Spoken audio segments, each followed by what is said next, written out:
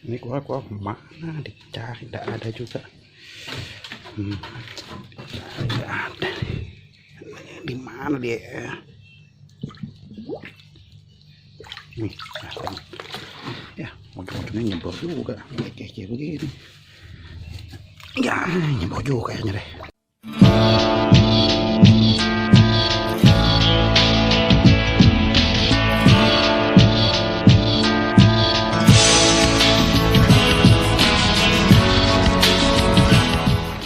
Assalamualaikum warahmatullahi wabarakatuh, para breeding atau para brander turtle.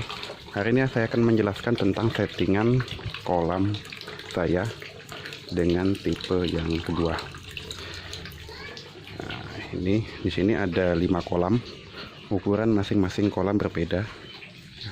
Dari yang terkecil, ini kolam Pelimudusa subrupa.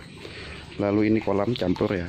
Kolam campur, ini ada kolam Ochitamep, Cinemis, serta Daping Jupe. Buat pembesaran saya menggunakan ini. Lalu di sini ada kolam Okadia. Lalu di sini sebenarnya untuk kolam Castaneus akan saya campur dengan Daping. Tapi untuk sementara saya gabung dengan Yellow Belly karena settingan kolam Yellow Belly belum selesai. Nah, ini seharusnya settingan kolam Yellow Belly dengan Damer. Nah, rencana mau dimasuk nanti ini, cuma karena kolamnya masih bocor, sementara saya masukkan Ambon karena baru ada pengiriman kemarin dari teman-teman yang bantu saya ngambil dari pengepul karena mau disembelih, jadi kita ambil. Ya. Airnya emang hijau-hijau. Yang pertama karena emang saya outdoor ya. Penjeleknya outdoor itu satu, mudah sekali tumbuhnya lumut. Nah, jadi kolam hijau. Lagi pula emang saya juga tidak memakai air leding. Ini pakai air sumur ya, alirannya langsung dari Sungai Mahakam. Jadi warnanya emang tidak bening. Untuk masing-masing aqua sendiri yang ada di sini nanti akan saya jelaskan di video lainnya ya. Akan dibikin masing-masing tentang Pelimudusa, Okadia, Cinemis, Yellow Belly, Castaneus dan lain sebagainya. Oleh sebab itu subscribe untuk berlangganan dan jangan lupa like and share-nya untuk tetap tahu atau dapat info terbaru dari video Juragan Kura.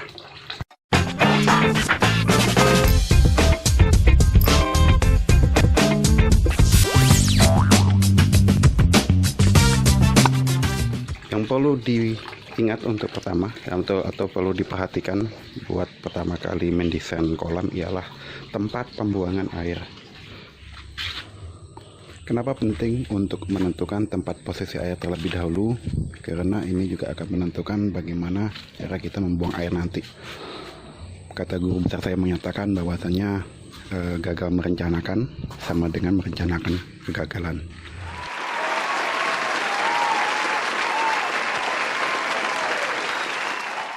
Tempat pembuangan air penting karena jangan sampai nanti tempat pembuangan air malah bikin kotor. Jadi harapan kita punya kolam bersih segala macam, ternyata ujung-ujungnya malah bikin kotor. Ini saya pembuangan air saya setting seperti ini ya. Nah, ini dia. Ini adalah kolam ya, atau ini aja langsung ke selokan, ke pembuangan air. Jadi pembuangan air saya setting di tengah seperti ini. Nah, ini masing-masingnya di bawah kayu ini ada settingan pembuangan air ya. Nah, ini dia. Nah, ini pembuangan air langsung. Lalu di sini juga los ya, atau saya bikin terowongan supaya nanti air dari sini juga bisa sampai ke ujung.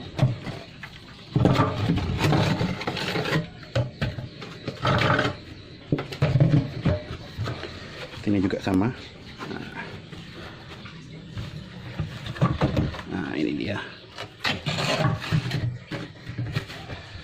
Ini juga sama, lalu lanjut sampai ke ujung ya, sampai ke ujung. Nanti ketika membuang semuanya lari ke ujung sini. Nah, sampai akhirnya ke sini, ke ujung ini. Untuk pembuangan air sama dengan sistem kemarin ya, menggunakan stop kran biar lebih mudah. Ini ini dia. Ini stop krannya lebih mudah untuk dibuang, biar airnya lebih mudah untuk dibuang.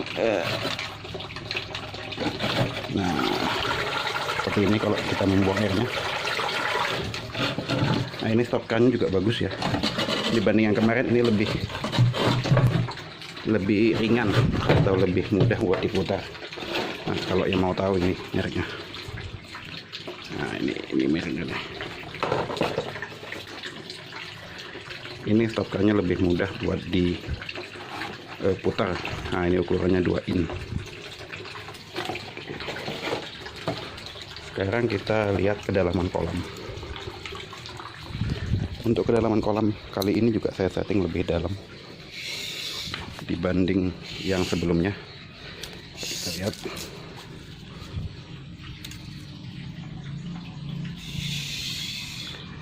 Ya, sekitar 30 cm lebih, 31. Nah, ini juga evaluasi dari sebelum-sebelumnya. Untuk kolam sendiri sebaiknya menggunakan 30, terutama untuk Ocadia yang dengan settingan sebelumnya belum menghasilkan baby, walaupun nelor tapi juga belum menghasilkan baby. Lalu ini juga untuk batas tinggi air. Batas tinggi air saya menggunakan seperti ini, tidak lagi pakai pipa yang kemarin. Pipa kemarin kelemahannya ialah ketika kotoran atau ketika tersumbat, maka airnya akan penuh. Ketika kolam penuh maka tumpah. Oleh saya itu saya bikin settingan pinggiran seperti ini. Nah, jadi ketika air penuh maka langsung larinya ke bagian sini. Nah, larinya langsung ke bagian sini. Jadi tidak bakal kebanjiran di wilayah petelur seperti ini. Lalu kemarin ada yang bertanya masalah kemiringan ya, masalah kemiringan yang khawatirnya nanti akan merusak kuku kura-kura. Itu biasa disiasati dengan menggunakan ini ya, ini dari bahan karet. Biasanya untuk alas lantai ya, keset. Nah, ini disediakan dengan ini lebih bagus, jadi tidak merusak kuku. Tapi sebenarnya tidak ada masalah kalau settingan kolamnya seperti ini. Jadi seperti ini. Ini kura-kura tidak perlu memanjat lebih dalam atau dari bawah ya, karena dia permukaan air ini berada seperti ini. Permukaan air berada seperti ini, jadi aktivitas kura-kura untuk memanjat tidak terlalu. Jadi hanya sekedar naik seperti ini. Sama ini semuanya. Jadi ini kekhawatiran untuk kuku kura-kura patah bisa diminimalisir. Lalu di bagian darat, nah ini penting, bagian darat yang dibikin sejajar dengan sini, sebagian sini, atau bagian darat dibikin sejajar dengan bagian pinggir batas air seperti ini.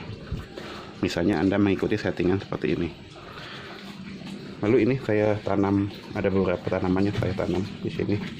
Ini membutuhkan tanaman yang tidak perlu dapat cahaya matahari langsung. Saya menggunakan keladi ini. Nah, ini malah dipatahin sama Ocadia. Nah, ini juga ada menggunakan daun pandan karena baru ditanam jadi masih layu. Nah, ini juga masih keladi. Tujuannya ialah bikin nyaman kura-kura bertelur. Ini juga dapat masukan dari beberapa teman bahwasanya ada tanaman di ada tanam di tempat atau area bertelur itu lebih membuat kura-kura nyaman bertelur. Nah, ini belum ada tanahnya karena juga kolamnya belum selesai. Sebenarnya semuanya juga belum selesai. Ini karena ngikutin permintaan teman-teman, jadi saya langsung buat videonya. Nah, ini juga sama ketinggian. Ini ketinggian sini sebenarnya kurang. Lihat. Sebenarnya kurang. Ini sebenarnya masih kekurangan satu bata untuk di atas. Ya masih nyicil dulu buat menyelesaikannya karena kura-kura masih manjat, apalagi jenis Ocadia ya yang ukurannya size-nya gede seperti ini nih. Nah, ini jelas manjat ya. Jadi Ocadia ini kalau tidak ada airnya dia malah manjat ke sebelah. Ini kalau dengan kura-kura yang aman tidak ada masalah, tapi yang jadi masalah apabila mindah atau berpindah ke kolam yang jenis yang tidak bisa digabung seperti ini, Pelimedusa subpupa. Jenis yang tidak bisa digabung, maka ini berbahaya karena dia akan gigit. Ada jenis-jenis lain, di wilayahnya dia akan diserang. Jangankan jenis lain, sesama jantan pun dia akan menyerang atau saling berkelahi. Untuk media bahan ini sendiri ya, atau media ini saya menggunakan kayu kering, kayu ulin. Nah, ini kayu ulin ini termasuk yang bagus, dia tidak rapuh ketika terkena air. Nah, ini mungkin agak susah didapat di wilayah teman-teman atau di luar Kalimantan, karena memang ini aslinya kayu Kalimantan, tapi bisa diakali dengan menggunakan bambu yang lebih sederhana atau lebih mudah didapat. Nah, saya pikir kalau di wilayah Jawa bambunya lebih kuat, atau mungkin juga bisa dengan besi ya, bisa dengan besi untuk mengakali apabila ingin mengikuti settingan seperti ini. Jenis kura-kura sendiri yang ada di 5 kolam ini, yang pertama adalah Pelimedusa ya. Nah, ini dia Pelimedusa. Lalu ada Oachitamap ya. Ada Pensuta.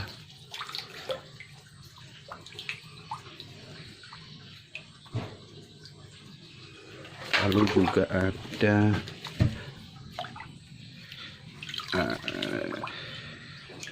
daput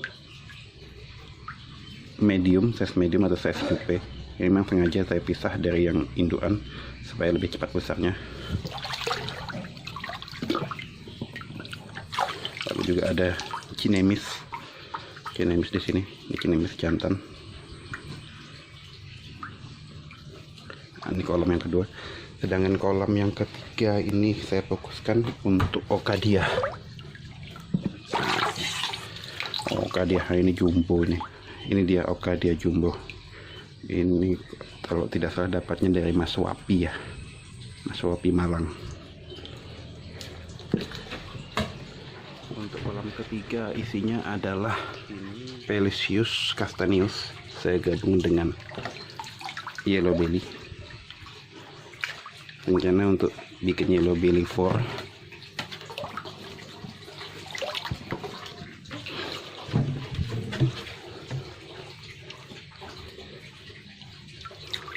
Nah, ini dia Pelezius castaneus. Ini dari Mas Rajit Denpasar atau Mas Rajit Bali. Nah, ini yang terakhir yang belum selesai, insyaallah segera dirampungkan sambil nyicil. Masing-masing kura-kura nanti akan saya jelaskan lebih detail, baik seksinya, terus size telurnya dan segala macam. Oleh sebab itu subscribe, like and share video saya untuk dapat berlangganan dan dapat video saya terbaru. Siapa tahu nanti ternyata project breeding yang saya kerjakan sesuai dengan project breeding yang teman-teman kerjakan juga. Demikian video kali ini, semoga bermanfaat. Akhir kata, assalamualaikum warahmatullahi wabarakatuh.